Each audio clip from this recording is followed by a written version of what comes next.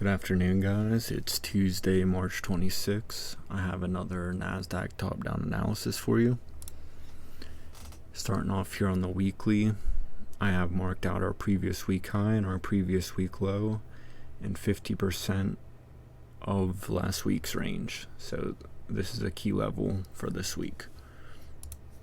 Moving on to the daily, we can see that today we swept yesterday's highs and then push back down.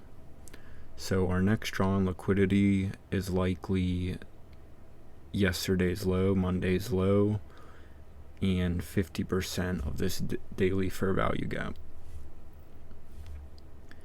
Moving on to the 4 hour, if you watched last night's episode of this, I told you that that 50% of this inversion fair value gap would be a good level of interest. I don't know if you guys trade the London session, but it offered a very good opportunity to go long, and our target was this buy side liquidity up here. It ended up being like a 45-point trade, so it was pretty good. So we swept this buy side, pushed back down, cleared up all these sell stops. So if we still want lower prices, then this 50% will be a good target.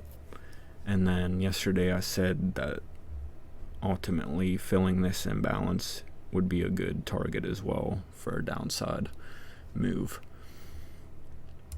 Things to end with, we don't have no high impact news tomorrow, so we might just range tomorrow or offer not very good price action.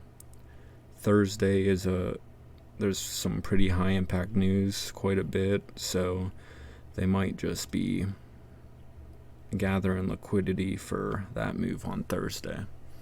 So just be aware tomorrow it might be a little bit choppy. I do offer free 30-minute one-on-one sessions. If you guys are interested in that, I'll put it in the top link in the description, or you can just email me at wallstreetdemon@gmail.com. And as always, I like to end it on a quote, and that quote is, "Suffering arises from trying to control what is uncontrollable or from neglecting what is within our power." And that relates to trading, because you really have to be a good loser in this. At the end of the day, we have zero control over what the market does.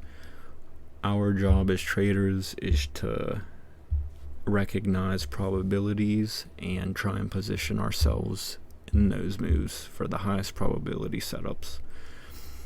If you guys found this insightful, please leave a like, comment, and subscribe, and I'll see you tomorrow.